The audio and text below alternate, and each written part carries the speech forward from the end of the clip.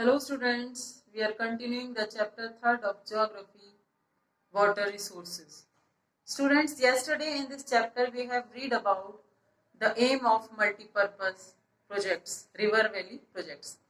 तो हमने देखा कल पढ़ा कि जो रिवर वैली प्रोजेक्ट्स हैं यानी बहुउद्देशीय नदी घाटी जो परियोजनाएं हैं उनके एम क्या हैं, क्या क्या उनके उद्देश्य हैं। तो कल हमने पढ़ा था कि वो इलेक्ट्रिसिटी जनरेट करने के लिए है, वाटर कंजर्वेशन के लिए है, नेविगेशन के लिए है। ये सारी चीजें हमने उसके एम्स में पढ़ी थी।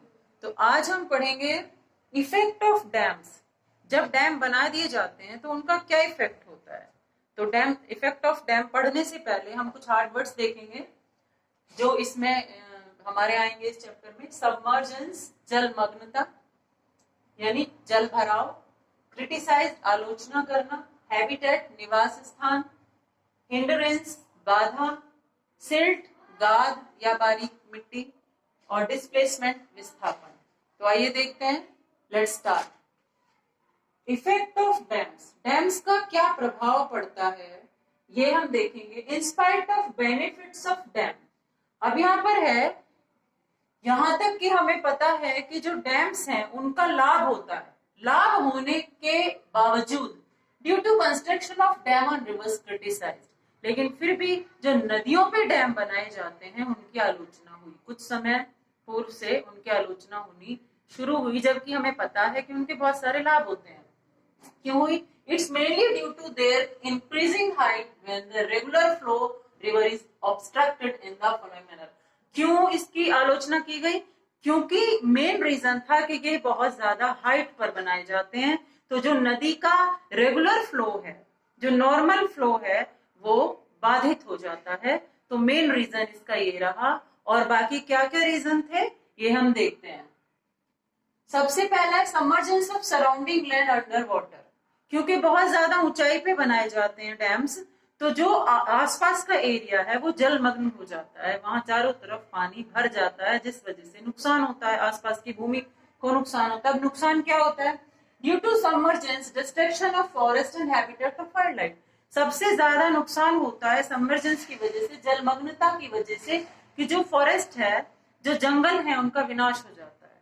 क्योंकि चारों तरफ जो एरिया है, जो जंगली वनों का एरिया है या वहां पर वनस्पति है, उसका विनाश हो जाता है पानी भरने की वजह से। दूसरा हो जाता है हैबिटेट ऑफ वाइल्ड लाइफ। वहां उस एरिया में जितने भी जंगली जानवर रहते हैं उन सब का निवास स्थान खत्म हो जाता है, क्योंकि पानी वहां पर भर दिया जाता है डैम के कारण। उसके बाद थर्ड आता है loss of protective agricultural land, यानी जो उत्पादित कृषि की भूमि है, जो अच्छी प्रोडक्टिव भूमि मानी जाती है, उसका लॉस होता है, उसका नुकसान होता है। जो प्रोडक्टिव भूमि है उसका नुकसान होता है, क्योंकि पानी भर दिया जाता है, जो आसपास की जितनी भी फसल है वो खत्म हो जाती है। 4 आता है डिस्टर्बेंस ऑफ लोकल इकोसिस्टम। जो वहां का लोकल इकोसिस्टम है वो भी डिस्टर्ब होता है, परिस्थितिकी तंत्र बाधित होता है, क्योंकि जो जीव जंतु हैं, जो जानवर हैं, जो वनस्पति है, सभी का विनाश होता है। उसके बाद है hindrance in the path of migrating fish for spawning. अब जो नॉर्मल लाइफ में जो फिशेज रहती थी, फिशेज उसमें मछली पालन होता था या मछली पकड़ी जाती थी, तो उनका पलायन, उनका जो पलायन है, जो मछली एक जगह से दूसरी जगह नदी में तैर रही है, जा रही है, या मछली पकड़ी जा रही है, तो वो सारा जो सिस्टम है, व्यवस्था है, वो बाधित होती है और मछलियों का पलायन भी बाधित होता है। Loss of silt in the main river channel. अब क्या होता है, जो रिवर, जो नॉर्मल रिवर होती है, उसमें नीचे सिल्ट जमी होती है। हम सब देखते हैं बहुत बारीक गाद जमी होती है, मिट्टी बोलते हैं। उस मिट्टी में बहुत सारे जीव जंतु का जो अंडे देते हैं, जो उसी में रहते हैं और अपने छोटे छोटे जीवों को, जो बच्चों को पालते हैं। लेकिन जो डैम के लिए कंस्ट्रक्शन, जो रिजर्वर्स तैयार किए जाते हैं, जलाशय, वो पानी एकदम क्लीन होता है, और गाद की, वहां पर सिल्ट की कमी होने की वजह से तो जो छोटे जीव जंतु हैं, जो एक्वेटिक एनिमल है, वो सर्वाइव नहीं कर पाते, वो अंडे नहीं दे पाते और उनके सर्वाइवल की प्रॉब्लम आती है।